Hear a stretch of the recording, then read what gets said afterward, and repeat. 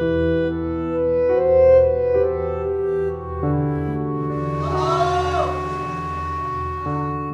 সংস্কারের দাবিতে শিক্ষার্থীদের অহিংস আন্দোলন যে শুধু কোটার মধ্যেই সীমাবদ্ধ থাকছে না তা বুঝে ওঠার আগেই যেন বড় অঘটনের মুখোমুখি হল দেশ।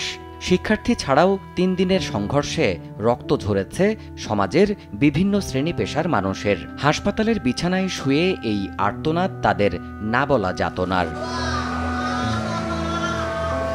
কেউ ফিরছিলেন অফিস থেকে, পেশায় ড্রাইভার, গাড়ি রেখে বের হচ্ছিলেন পার্কিং থেকে। কেউ ছিলেন সিকিউরিটি গার্ড, আবার কেউ বা নিছকই সংঘর্ষ দেখতে গিয়ে হয়েছেন গুলিবিদ্ধ। গুলি কেমন করে কি করে মারামারি লাগছে একটু গিয়ে দেখে আসি। দেখতে যাওয়ার পরে ফট করে দেখা যায় হাতের মধ্যে গুলি লেগে গেছে। এটা অন্য কোনো লোক হোক বা যাই হোক যেভাবে হোক ওরা এই কাজটা ঘটাইছে।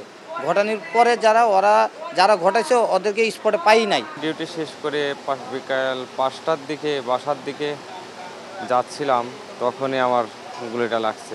কোত্থেকে গুলি লাগছে আমি তো টার্গেটও না। আমি বাসা থেকে ভাত খাইয়ে আসতেছি, হঠাৎ করিয়া গুলিটা লাগছে পাবে। কোন দিক থেকে গুলিটা লাগছে এটা নিজে বলতে পারি নাই।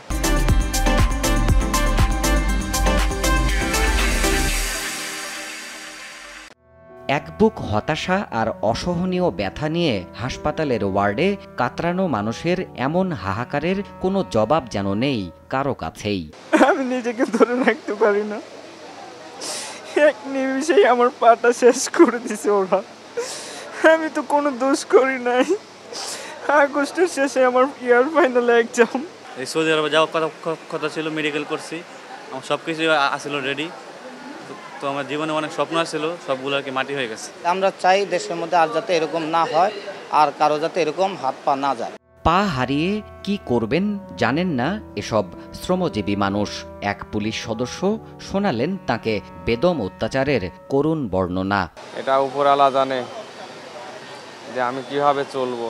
পুলিশে চাকরি করি, হঠাৎ করে একটা মিছিল আইসা অতর্কিত হামলা, মাথায় বাড়ি, যে যেমনি পাতেছে বাড়িতে লুটিয়ে ফেলাইছে। ওরা আবার বেশ কয়েকজনের ধৈর্য আমার উঁচা করে নিচে ফেলাইছে। রাস্তার মাঝখানে যে মেন হল থাকে না, ওইটার মধ্যে আমার মাথা দিছিল ঢুকিয়া, হাত সব বাইরে ভেঙে লাইছে।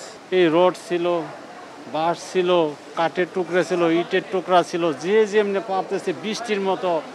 আমি তো মাথাটা এইভাবে ধৈর্য কইরা রয়েছি, ওরা খালি মারতেই আছে। একটা মানুষের কত মারে। জাতীয় অর্থোপেডিক হাসপাতালে হাড়ে গুলি লাগা রোগীদের সুস্থ করতে অক্লান্ত লড়ে যাচ্ছেন চিকিৎসকরা।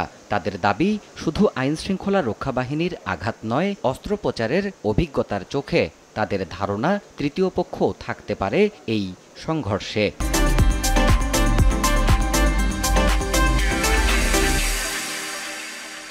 কে বলছে ফিরতেছিলাম অফিস থেকে, কে বলছে দোকান থেকে ফিরতেছিলাম, হঠাৎ সাইড থেকে একটা গুলি আসলো, হঠাৎ পিছন থেকে একটা গুলি আসলো, আইসা চলে গেল। পুলিশ কাছে ছিল যে না স্যার, পুলিশও কাছে ছিল অনেক দূরে। তাহলে আমাদের ধারণা, ওদেরও ধারণা, রোগীপত্র যারা বলছে এখানে তৃতীয় কোনো পক্ষ হয়তোবা তারা এইটা করছে যে কাছ থেকে সাইড থেকে গুলি হয়েছে, আহত হয়েছে। অনেকেরই দেখা গেছে যে কিছু ছর্রাগুলির মতো আছে, কিছু বুলেট আছে। এই যে রক্ত নালী ইঞ্জুরি তো ছর্রাগুলিতে খুব কম হয়েছে, বুলেটের মেটালিক বুলেট। কারো ক্ষেত্রে এক্সরেতে দেখা গেছে এর মধ্যে বুলেট আছে। জাতীয় অর্থোপেডিক হাসপাতাল বা পঙ্গুতে এখন পর্যন্ত চিকিৎসা নিচ্ছেন ৭৪ জন গুরুতর রোগী। পা কেটে ফেলা সহ এসব ভুক্তভোগীরা কবে সুস্থ জীবনে ফিরতে পারবেন তা জানা নেই কারোরই। দেবাশিস রায়, সময় সংবাদ, ঢাকা।